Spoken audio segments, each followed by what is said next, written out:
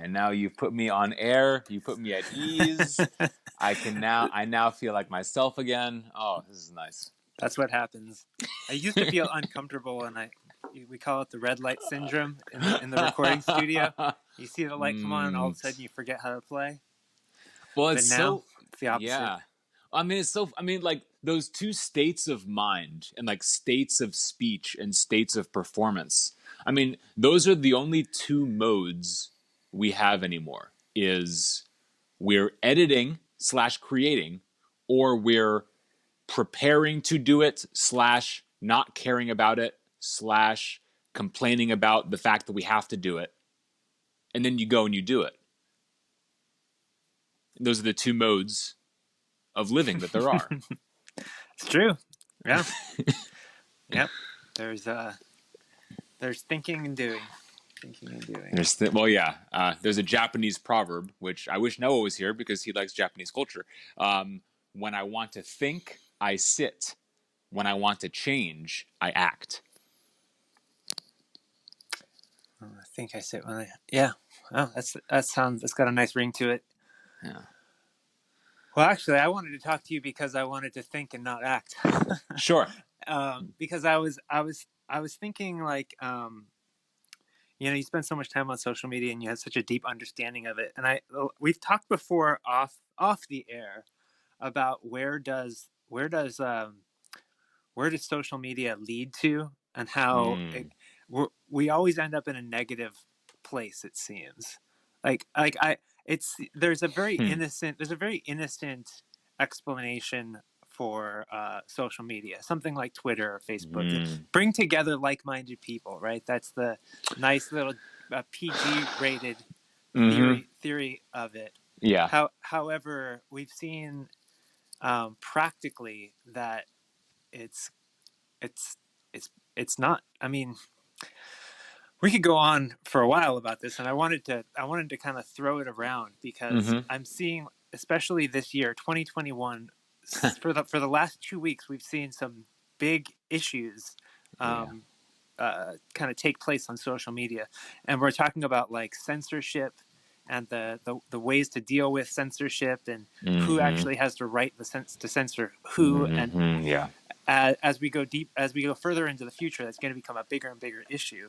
Then we have that issue of moderation and censorship, but we also have this thing of like data, and how are you supposed to use the data, and what's the right way to use the data, and how do you keep the data safe? So these two things have been floating around in my mind as we're working on building a social tool, and like how do I approach these while building a social tool and not go down the wrong road, really? Yeah. I'll start by saying, I mean, social media starts out as playful, but eventually you start to realize that it's quite literally life and death, because it's quite literally what our culture is. I mean, culture is what is said and what is listened to. And it turns out that social media is just kind of like a gateway drug to politics and policy and power structures and hierarchies and modes of control. Right? I mean, free speech is fine until it starts to threaten or challenge established power. Maybe we can also define social media real quick, because any network that has humans on it could be considered social, but like, how do you think of a social? Like, how is Uber different than Twitter, for instance? It's like one is more or actually Eugene Wei actually points this out in a couple of his articles, where like Eugene once said to me, he said, understand your graph, is what he said. Know your graph. And what I he love was that talking phrase. about, Yeah. what he was talking about was the difference between do users use your network for utility? Do they use it for entertainment, or do they use it for connections, personal relationships or something? Well, that's a funny, those three distinct things, as if it needs to be one of those, if Social not capital. two, right? I Or mean, three. Yeah, it's possible. Yeah. even if Twitter is both entertainment, but it's also self-actualization, Mm-hmm. right? I mean, Twitter is actually one of the most essential things we do because that's where many of us go and do culture, right? I mean, culture is written and spoken. Um, I mean, if you read a tweet, it's like, well, you're doing culture. It's not entertainment. I mean, I think entertainment might be your. I mean, even like watching a Netflix show, like where you don't have a keyboard and it's kind of like being beamed into you and you have no control over what's on the screen. That might be entertainment. But when you're involved, it's now, yeah, it's hard to say what like a virtual reality game or like a role playing game is. I mean, it's work. It is also entertainment. Yeah. But I'll try to answer your question unless you just came up with a new question. Well, no, I was going to say I think the reason that Eugene calls it a graph is that it's kind of a matrix. It's like it's a cross switch or whatever you call it.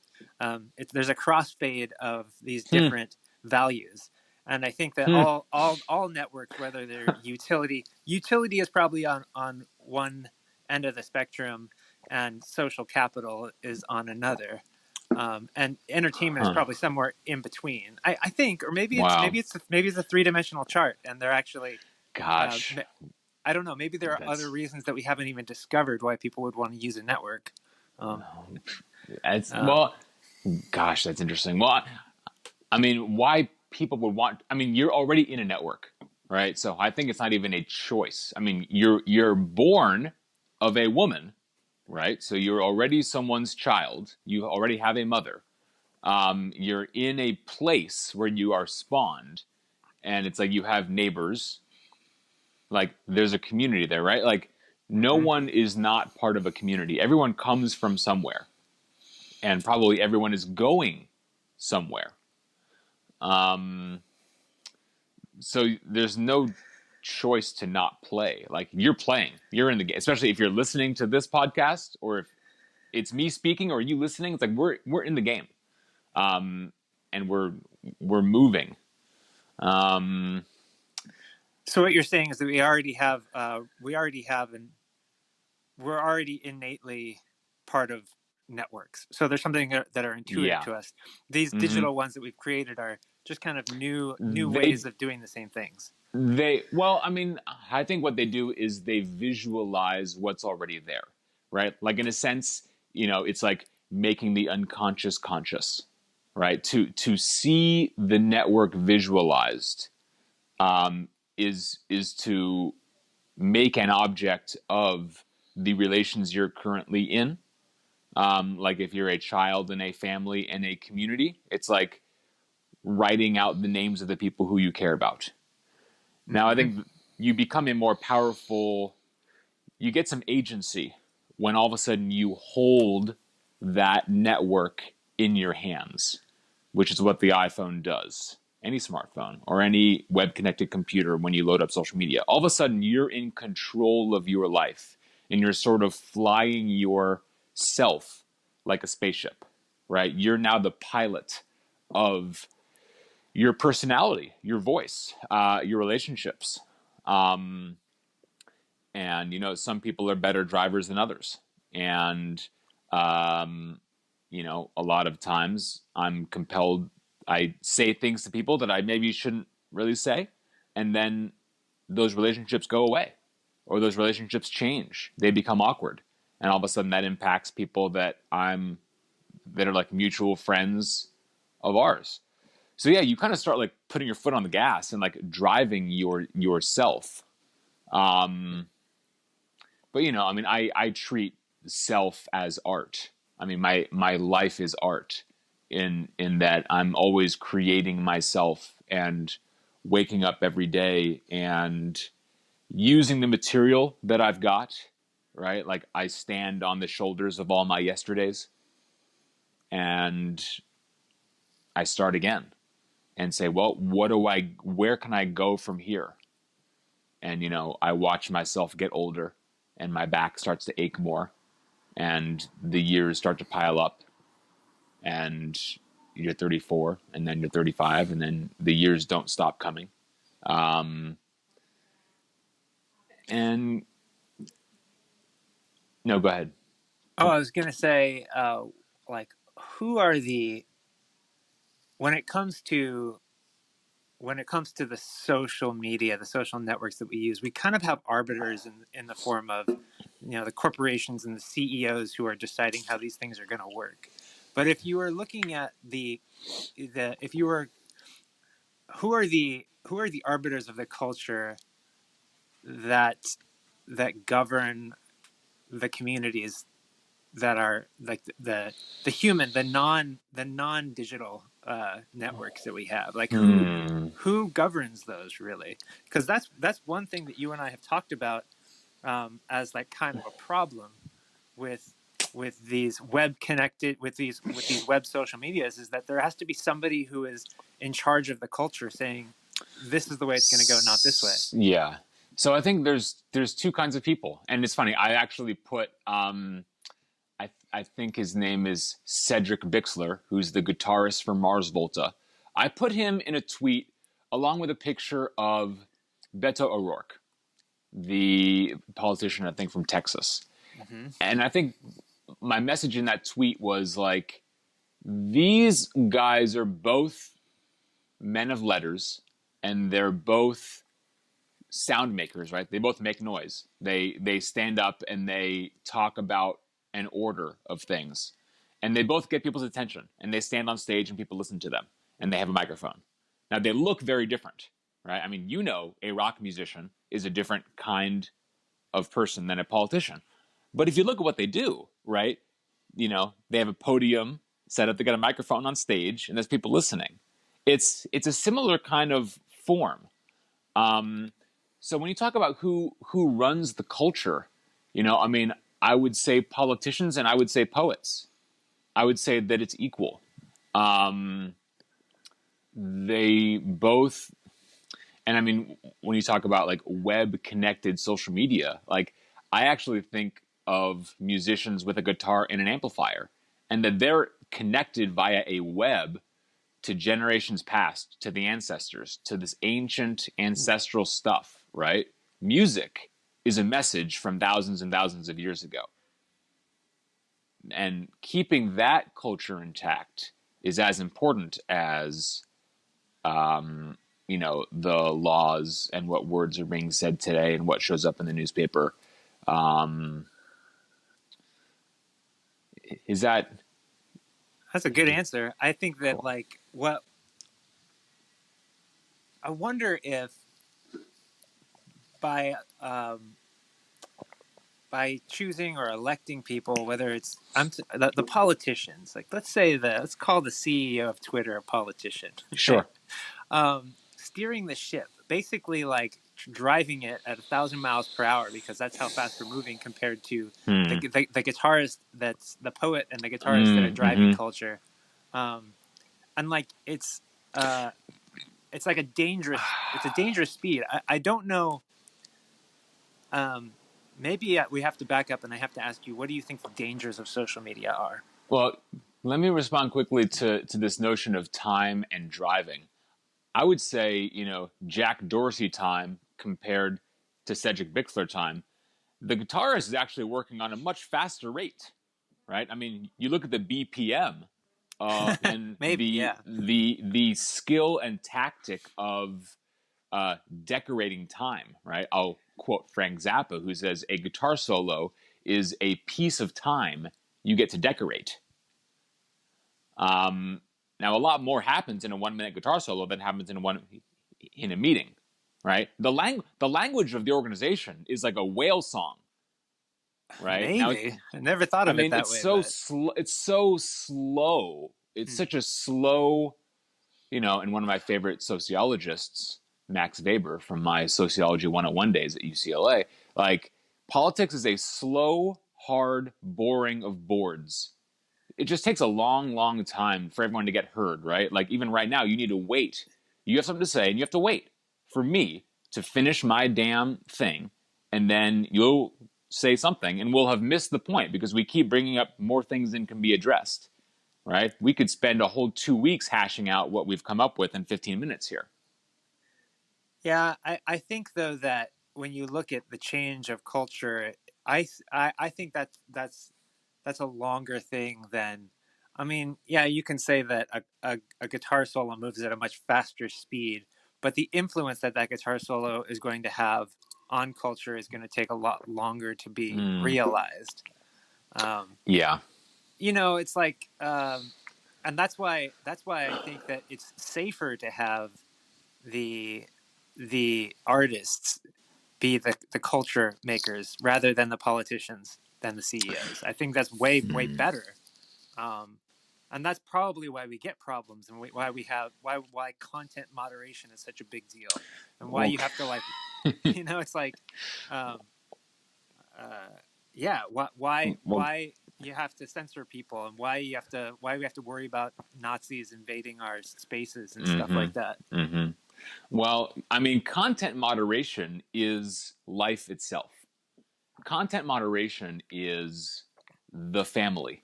I mean, content moderation is deciding what to tell your children. I agree with that. Yeah.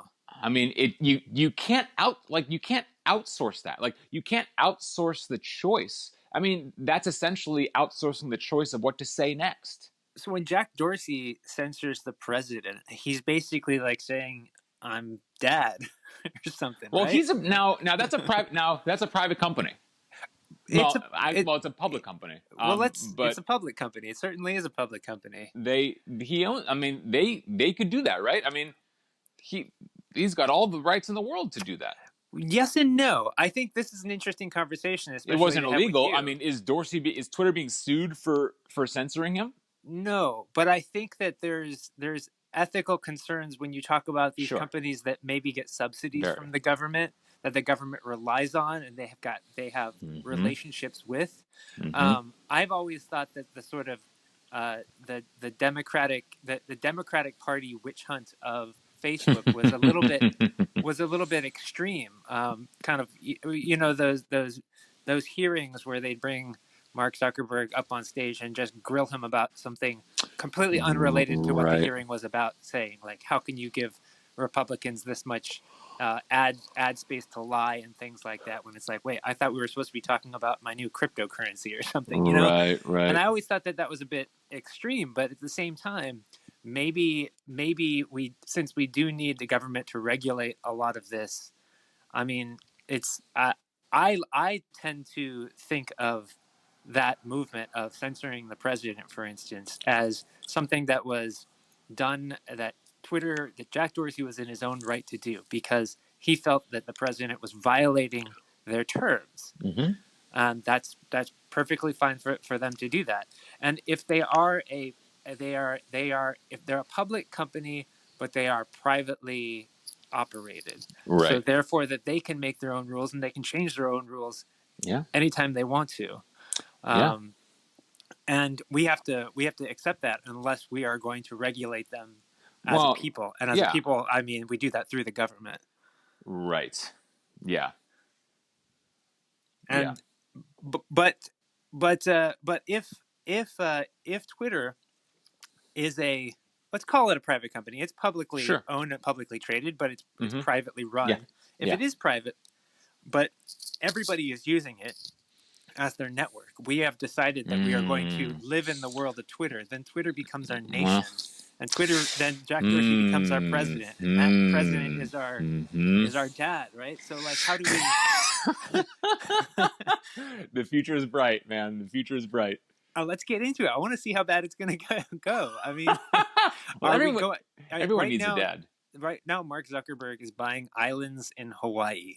Why? I don't know. Of course. He's making his own bank right now.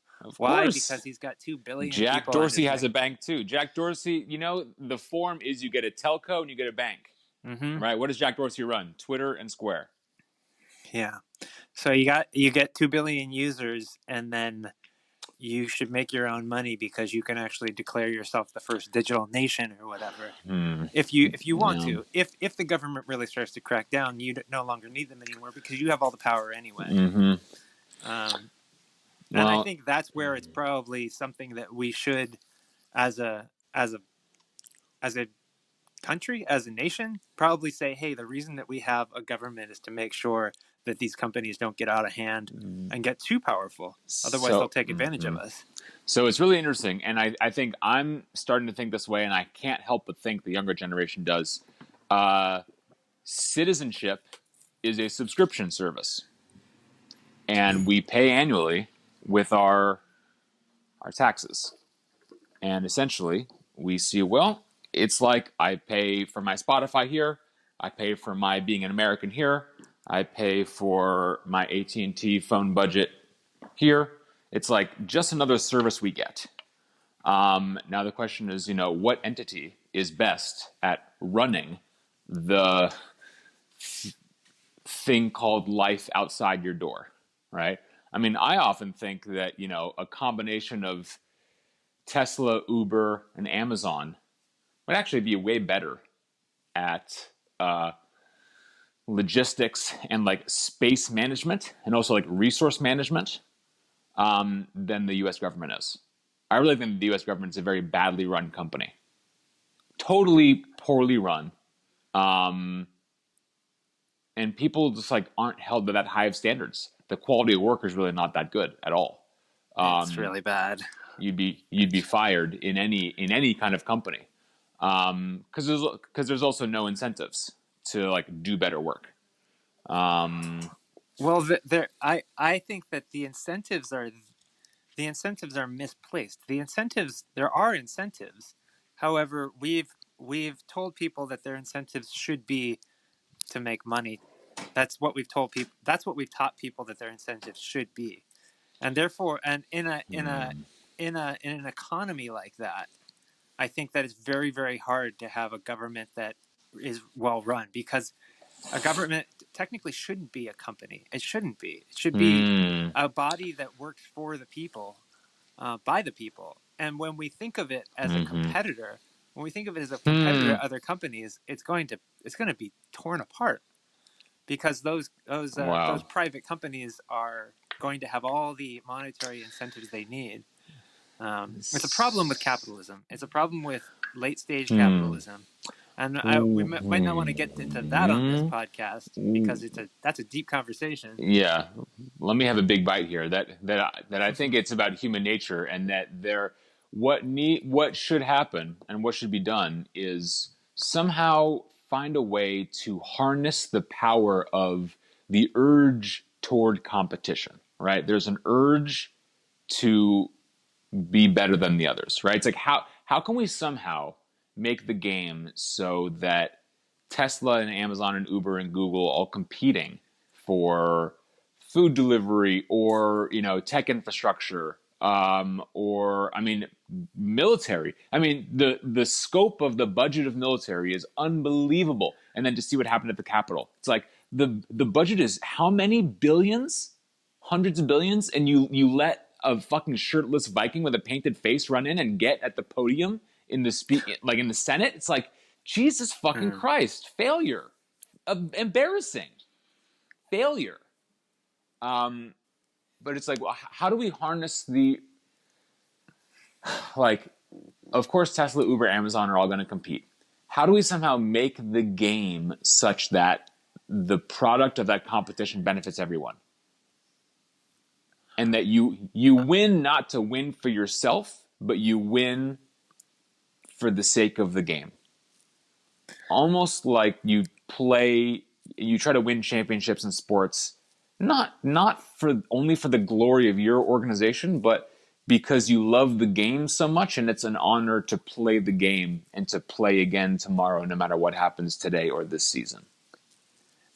I think it's really, really hard to solve that problem, and I think that it's a combination of us, like it's a combination of our, I don't know, our country, our culture, our way of life being too far off the deep end, and trying to figure out how to change a game that we've already internalized. It's like we can't not play that game. Ooh, wow. How do we change it? Okay, yeah, we do need to change it. How do we do it? Do we need to flip the board upside down and start over? Or no, we can't really do that, because a lot of people would be No. hurt if we did that. So we have to somehow We have to somehow make it special. We have to make it really cool or something. We have to make it. We have to incentivize Hmm. people to want to do stuff for the greater good, which is very, very, very hard to do. I think that it's almost impossible. So instead, what we have to do is we have to use the system of incentives that we have. It's such a depressing thought because Hmm. I see so many issues with I see so many ethical issues with current social media. Like it really bothers me when I see everything from how data is used, privacy issues, centralization issues, moderation and censorship. All of these things make me think we're going in the wrong direction. But how do you create something to compete with just No. Yeah. just try Uh, creating an ethical company in the US. no. You really can't compete because there's always going to be somebody who can outdo you by either breaking the law or screwing people over. Well, you've also so. Oh boy. I mean, there's this thing that Google and Facebook will do in that they'll offer these really hotshot young engineering and tech talents large salaries to essentially keep them out of startups who would be competition, right? Like they'll offer big salary positions to these people to essentially like keep them from being on the other team.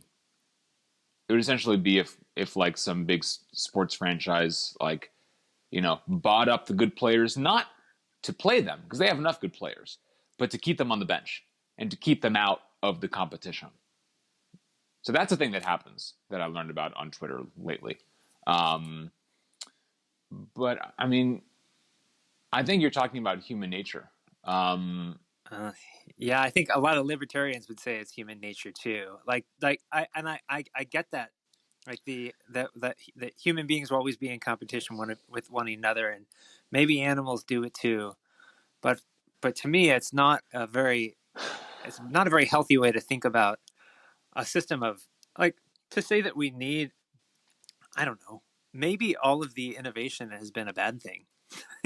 Maybe. well, I think it's been superficial. I mean, our technology is very powerful, but we still don't know how to listen, and we still don't know how to speak, and we don't know what to do. And there is no authority, right?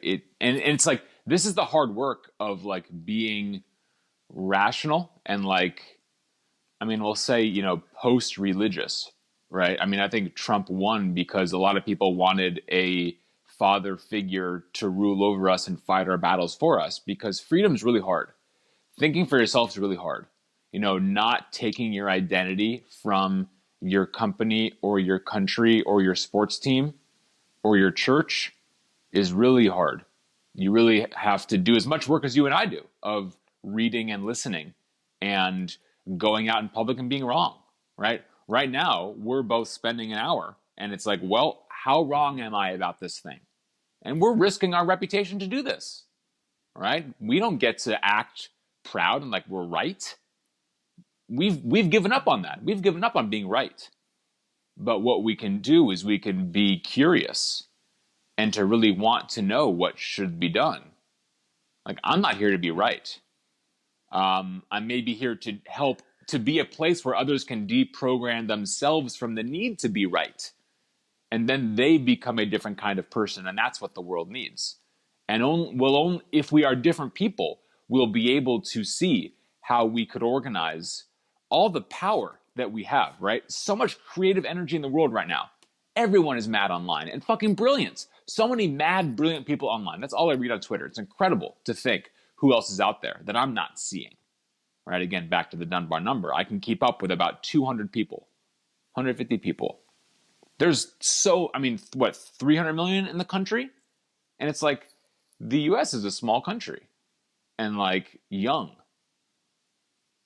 I don't know. I really should let you school me and tell me what governance means. You've thought about that word more than I have. You're into cryptocurrency, as it were. I've sort of been an outsider following it. I mean, governance models. Isn't that a big issue and subject? Yeah. So governance is how we all decide how a system is going to work. That's all it really means. To me, that's what it means. And I think cryptocurrency kind of brings something new to the table because it says, you know, it it it develops a constitution, if you will. It says that the only way that we're going to be able to make changes is if we all come to a consensus. Well, that's the idea behind something like Bitcoin, for instance. There's no Mm-hmm. one person in charge. It's up to the users and the miners. In order for us to change anything about it, we all need to agree and we all need to change at the same time. And that worked great if you have a constitution that's written in stone. However, it means that if there are flaws in that constitution, it is very, very hard to change them. And we see the same thing with the Constitution in the United States. Thank God we have amendments; otherwise, we'd still have slavery. Thank God, Mm-hmm. thank God that we're able to change it. A constitution, it's the wrong word for what it is. Um, Hmm. but that's what governance is, and there is no right way to do it. There's no proven way that's going to work. I think that that cryptocurrencies, especially Bitcoin, are really special because they figured out how to solve a problem. They figured out how to solve what's called the Byzantine generals problem, where we don't need to get into it, but it's basically it allows this decentralized governance to work, and uh, and that's pretty special. We should consider a system like that. We should consider something like that, and that's where Ethereum takes it to another level. Where Ethereum says, if this can work for money, if money can be supported by a system that is fully distributed, well, can't we do this with all assets? And we can do it with all code, and we can do it with all art, and we can do it with everything. Um, and I think that governance is always, I'm fascinated by governance because it's how we come together and say, this is how things are going to work. It's how my wife and I get together and decide how our weekend is going to go and how it's going Yeah. to change. Or, and for something like Twitter, there needs to be at least, if it's going to be a monarchical system where one person is going to have the final say, well, he has to take all the liability and the responsibility and be able to, um, to do the right thing when things go wrong. And that's kind of the problem, is that we can't have a single point of failure. We can't have a one person that we trust. That's what happens. I mean, that's what Trump wants right now. He wants to be that single point of failure, and a lot of people want that. A lot of people think that they want an alpha figure like that. Which brings me to another point, is this sort of quote unquote alpha. One of the things I see in social media in the um, in the user, the different types of users, you have sort of things get distilled into leaders and followers, especially on Twitter, where certain people get very good at getting attention, and then therefore the things that they say and they write and they do have more validity because there's more attention on them, and we naturally get this process of a lot of people as just natural followers and then a few people as leaders, and that's really odd. That's really weird. It makes you think maybe this has been part of human nature since we were hunter gatherers, but I don't know. I think it's probably not that. I think it's probably something that we have created with this culture and with this. Um, I don't know. It's so easy to be a leader on Twitter. It's actually pretty easy. You just show up and tweet all the time, right?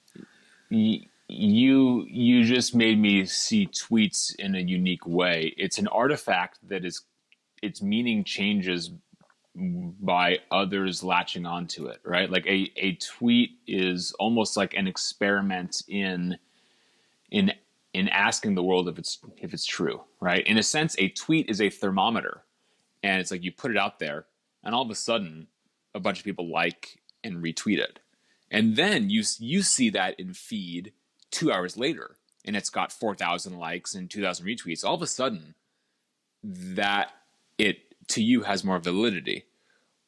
Whereas compare that with a tweet from me or you who aren't as famous, it's almost, yeah, I mean, I have a lot of problems with metrics and how the metrics become the message. How's that for a tagline? The metrics is the message. Because like, I don't know, It it often becomes is. not a, because it becomes not about the quality, right? And then people don't know how to think. I mean, this is what thinking for yourself is, and is being a good reader, right? It's having knowing how to. It's like processing that tweet, the words in it, the idea in it, the art in it, what it's saying, its meaning. It's like you process it personally, you bring it into you, rather than just talk about what the metrics mean, right? Imagine if you could tweet and you could choose to display the retweets and likes or not, or something like that. I feel like, That's interesting. because what you're talking about is, what is the emphasis on? Is it actually the words themselves, or is it the metrics? When I was Wow. teaching a high Yeah. school, I was teaching a high school music class, and I would ask my students to bring music that they liked. And oftentimes they'd bring me something. They'd say, "Listen to this. I really like this." And I would say, "Why Hmm. would you like it?" And they would say, "Well, it's gotten millions of listens." you know, and I would be shocked Hmm. that they would even say that. They would be like, "Well, you're telling me that you like this because it's extremely Mm-hmm. popular." And for, I Mm-hmm. think, a lot of young Mm-hmm. people, Mm-hmm. that's the first thing that they'll see is how many likes, how many retweets, how many Gosh. subscribers. Damn it. I know we're failing. We're failing Gen Z You and the the alphas, I think. Yeah. wow. What? Hopefully that isn't something that lasts, because that is the source of fake news. That is the source um, Yeah. of of everything. That's the source of an alternate reality, in a way. Because if I were to tweet something that wasn't true and it got thousands of retweets and likes, all of a sudden I would be looking at the quote unquote validity. It's not actually validity; it's impact. It's impact, and so we have to be very careful with what kind of impact that we make. And I thought it was interesting when Twitter started to use the before you retweet an article, it asks you if you want to I'm read about to it. You read know the that? article. Yeah. Do you want to read the article first? And I've been caught a couple times. Because it would stop me. I go, you know what? I actually didn't read this article, so I am retweeting a headline. That's not good. Yeah. Even I'm buying into it, and I I don't don't. even realize it. Well, I mean, You know? I mean, I think that's an interesting product choice that they made, right? Twitter ships very few product changes. I'm still shocked that they're like a 5,000 person company. I mean, like I had the thought today that like Dropbox, it's like, how is that not just like a 10-person company? Like, why do they have a huge headquarters? I don't get it. But anyway, I mean, yeah, Twitter doesn't really do many product changes, but that one certainly caught my eye, Tell me and about it. it made me think. It's like, well, Yeah. okay, I'm okay. So I mean, my style of retweeting and kind of like being on the internet. I mean, much of it is like this is a thing that I maybe would read or would like to read if I had more patience. Like this sounds like something that I would like digest and reflect on. So I mean, I almost like tweet as if I'm gonna have more time later to go back and like really read what I thought I should read.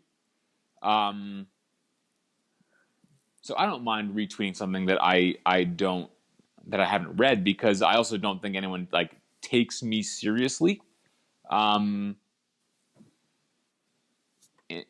I mean, because like my opinion doesn't actually really matter that much to anybody else, and I mean, like anything you find on Twitter is just an option, right? I mean, anything you find is just like, well, this may be true, right? I mean, like even facts, and now I'm quoting an old story from Borges called "Utopia of a Tired Man."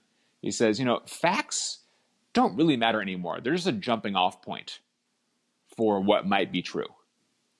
You and I don't know what's true, but we have a sense of what might be true. Um, but I don't know. It's like maybe this is post truth. I mean, all of a sudden, truth is, there's the art of your truth, right? And it's like what we learned from the media in the last 4 years is you can surround yourself with. I mean, they're not like, you can make the computer and the phone a place that makes true the world you want to be true. even if it isn't really true. Yeah. This might still not be true, though. I still believe in truth. I don't think we're that far gone. Um, I think that it's. I think a lot of people don't want to hear the truth, and that's one of the problems that we have with social media. Is that it's actually always been a problem. It's just much easier to fire up with social media because the information is flowing 1,000 miles per second. Well, I mean, it's as simple as, like we want someone to blame, right? And then that's why we want a Trump, or we want, as you say, uh, an alpha. I mean, it's like a similar reason why companies will hire an agency to do work for them, because it gives you someone to blame and someone to fire. And it's a place where you could project all the rage in that organization at this new person who comes in and is paid a lot. And then when they don't solve the problem, you can yell at them and you can get your rage out. Because frankly, how to be a country is really, really, really hard. And it takes reading and writing and working and doing boring stuff like sanitation. It's very much like an old house. This is a metaphor I picked up from another podcast. America's like a very old house, and old houses are great. They're beautiful, they're charming, but they've got busted electric and old rusty pipes and all sorts of shit in the basement that no one really knows who has the authority to sort out, and no one really feels like they have the authority to throw away. But it's just taking up space, and the clock's ticking, and it's getting mustier and rotting more. And eventually the people who, either us or someone later, will just like have to find a way to not care about it, or make it matter, or make it go away. And that right there, as like a way of seeing anything you're looking at, like make it matter or make it go away. I mean, that works for designers, it works for writers, it works for engineers, artists. Like, you gotta, what to get rid of. Yeah, I mean, I think that more people should be focused on solving that problem than. I think this is an issue with kind of the incentives that we have set up in our system and our economy, is that we're not really incentivizing people to take on that responsibility. Not really. I don't think so. Maybe once people get to a certain place, maybe they start to look at those issues. But I think that's I really what it feel is. like when the biggest companies in the world right now, the tech giants, I mean, I don't think any of them are looking at how to fix the basement of this old house, really. Well, I mean, what they have done is they've brought people together, or brought people to a place where they can't help but notice it, right? I wrote down a note just Maybe there. that's true, yeah. When you say you're waiting for incentives, but really I think it comes down to both parenting and honestly the arts, to inspire people to feel responsibility for it, right? I mean, I think when the student is ready, the master will appear, right? And now it's like I'm ready to like double down and make commitments and make big bold bets and commit and invest my life and my time and my love for things that matter, social change, making the world more humane, right? It had nothing to do with anyone incentivizing me. It had everything to do with my own spiritual growth. You don't think I mean, that was influenced by what you were taught or what you discovered? Or I mean, I it must mean, have. There's no way to know that, really. Sure, there's no way to know it. I mean, I'd say I'm self-taught in a big way, much in thanks to Twitter and other social media, right? It's like I found my way to the global conversation that also transcends generations, right? I mean, to get into poetry, you're in conversation with the Greeks, hundreds and thousands of years ago. And it's like you're living and breathing, reading what they wrote, thinking about what they saw. It's like you're right there with them. And linear time is not the only way of thinking about time. There's a more deep time, cosmic time, and astronomers will tell you about, deep time. But so will the poets, right? It's like, the Irish say, it's like the past. It's not the past. It's right here in this room. It's right here in this conversation, right? I mean, even in this conversation with you on this app, me standing in this house, it reminds me of every other time I've been with you on this app in this house, right? Your and my entire history is right here. Well, that's what's fun about this show. Yeah. Just doing some history. Yeah. Well, yeah, I mean, the governance problem, right? I mean, and it's like today is a very sacred day, as is tomorrow, the end of the Trump era, or at least his presidency. I mean, so much of my recent life has been framed around, being on Twitter summer of 2016, reading so much political news and writing my thoughts about it. It's like, damn, we've really been in this since then.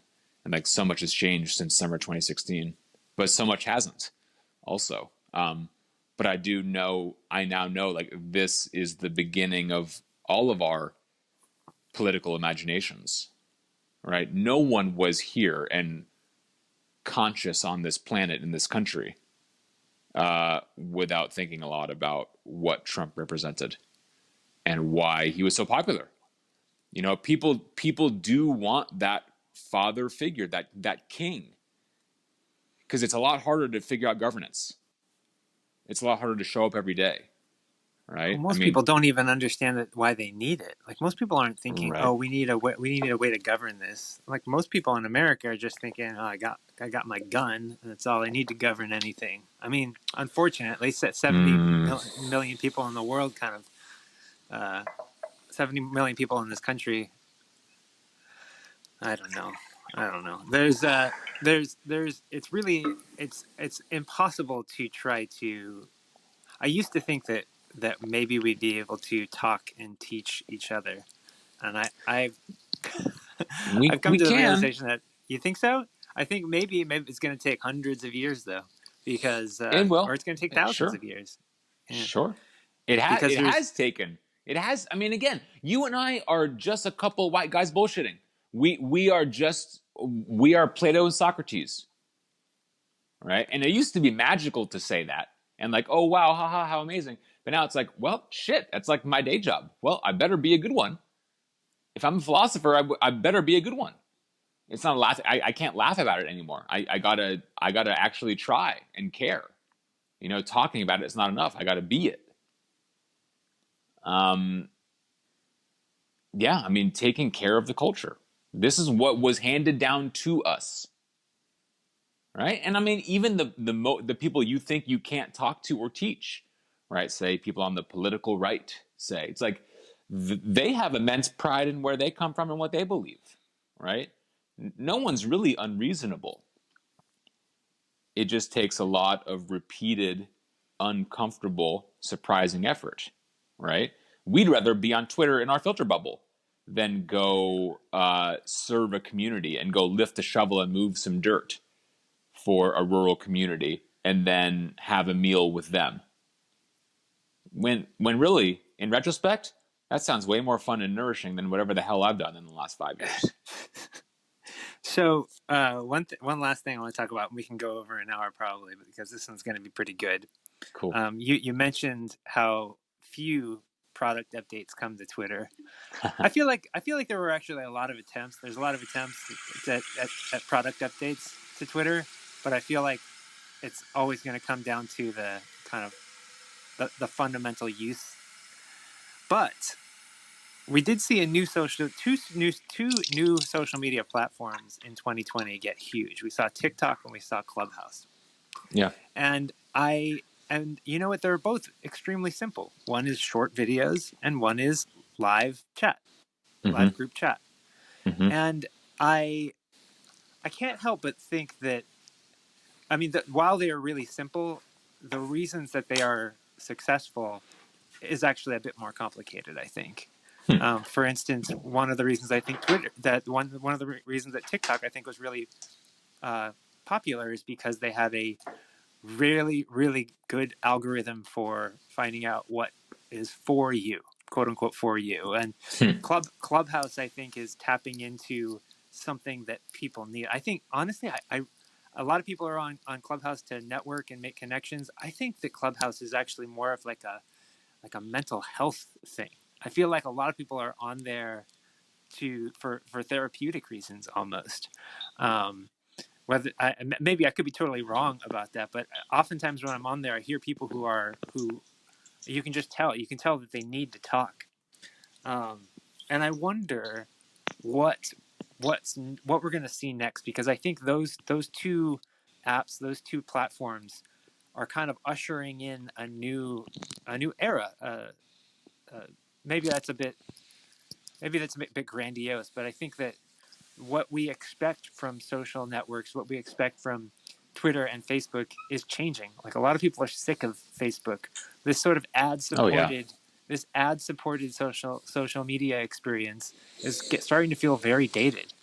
We don't now that big corporations, big companies, now that IBM and Microsoft are advertising to us in our Twitter feeds, makes us feel like shit. I feel like I'm watching, cable television in the It 90s is. or something. And I want to see that. I want to see the next iteration of that, the thing that takes care of that. And maybe it's going to have to do with the business model. Maybe it's going to have to do with the advertising. Maybe it's going to have to do with just what people are on there to do. And if it's on there to to help people with their mental health issues, or if it's people on there to creatively dump, like TikTok. I feel like TikTok is a creative dumping ground for a lot of people. Mm-hmm. In fact, you and Well, I should probably do more TikTok content. yeah. I mean, video is really, yeah. I mean, you can sort of show what shows up in the theater of your mind. I mean, photography is fascinating.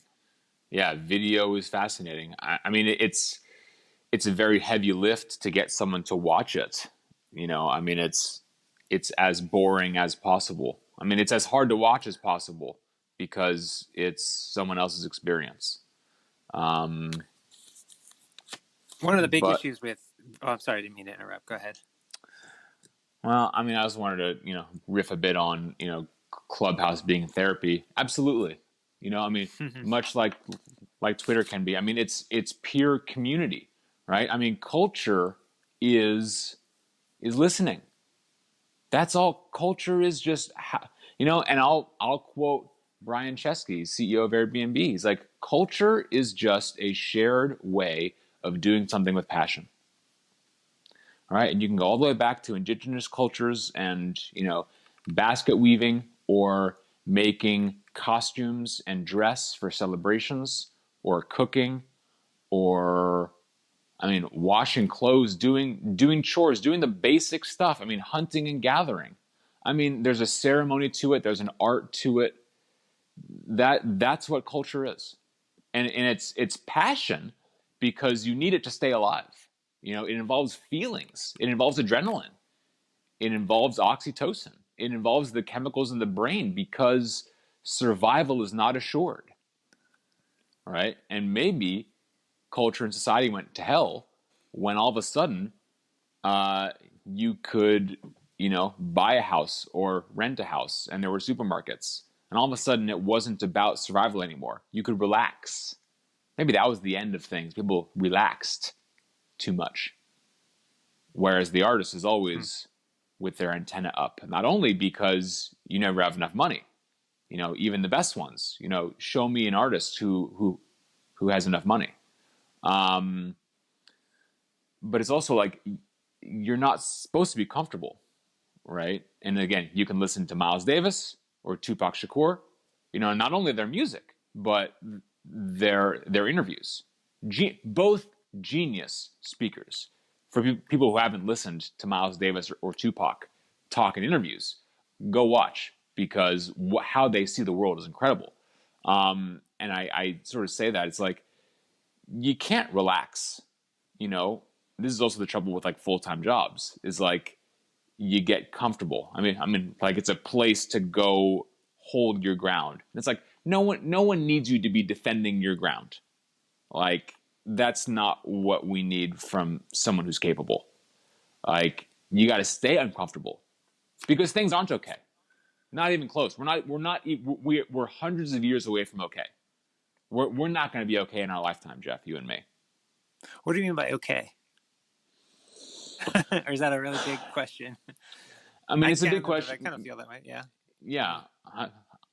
I mean, I guess I things agree and aren't good disagree with enough. you.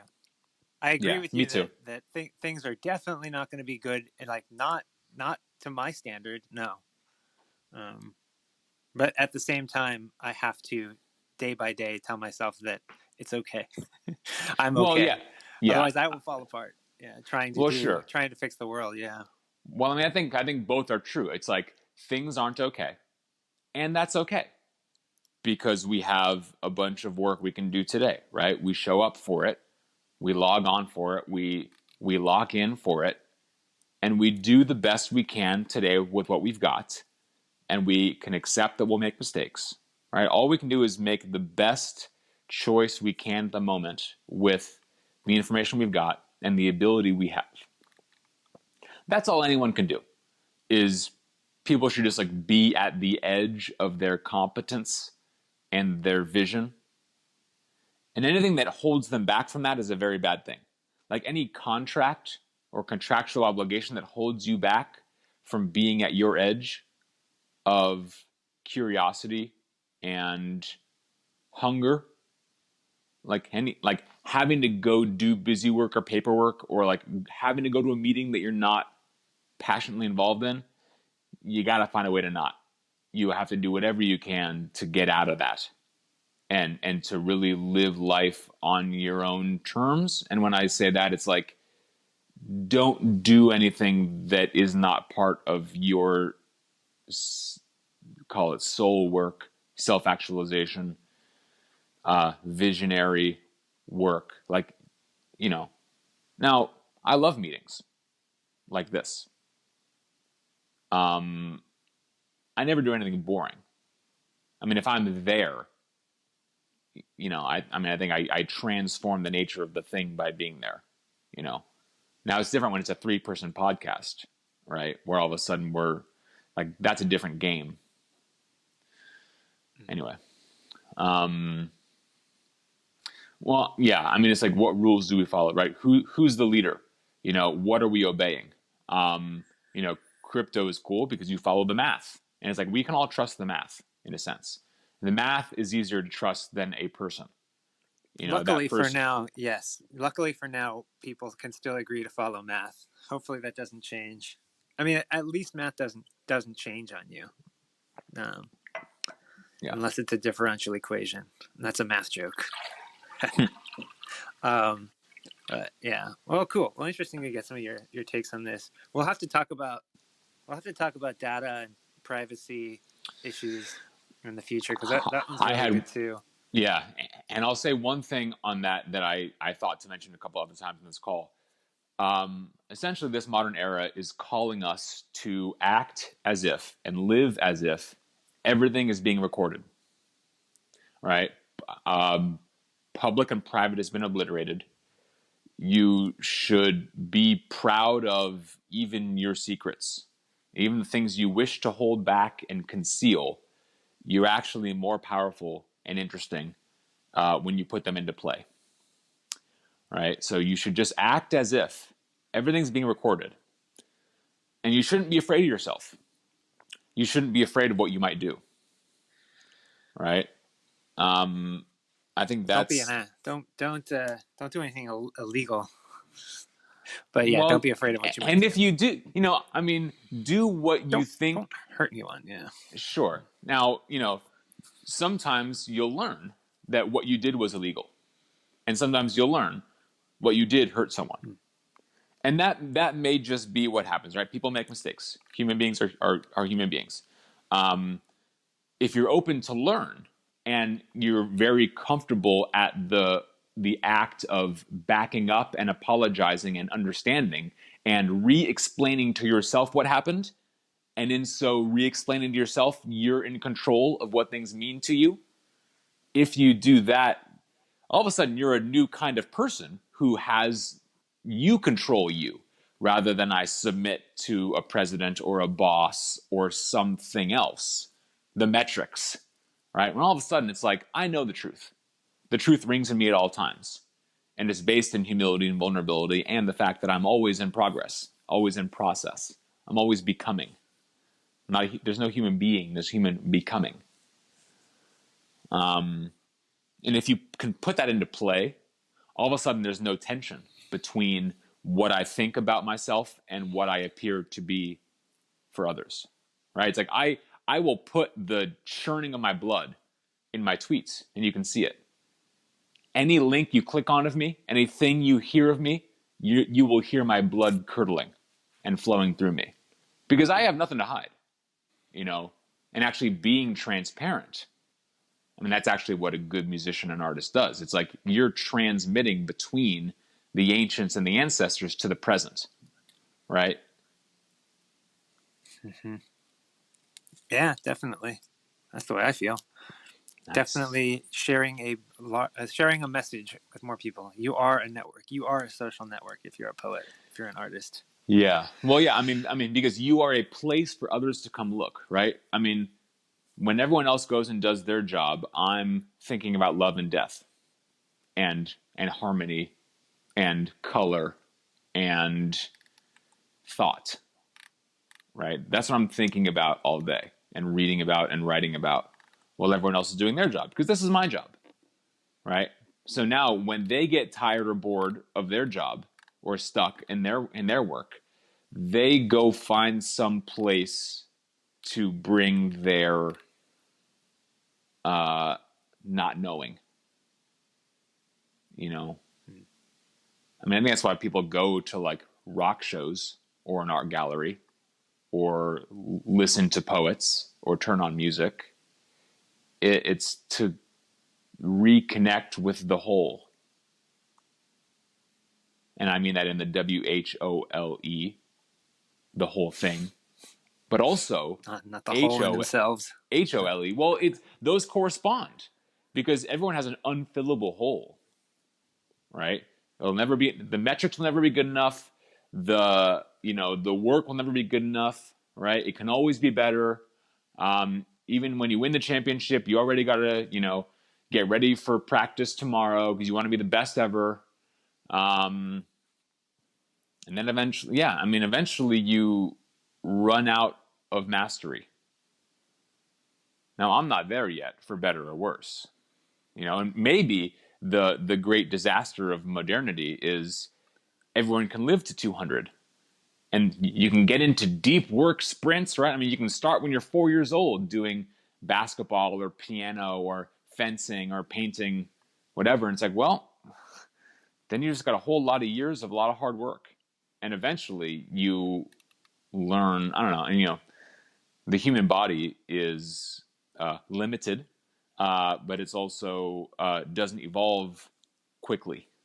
So you're stuck on the same timeline as the ones in the past. And it's like, well, you get to your mid-30s and all of a sudden it's hard to not think about having kids because there's an urge you get, and things get kind of stupid when you're still the main character.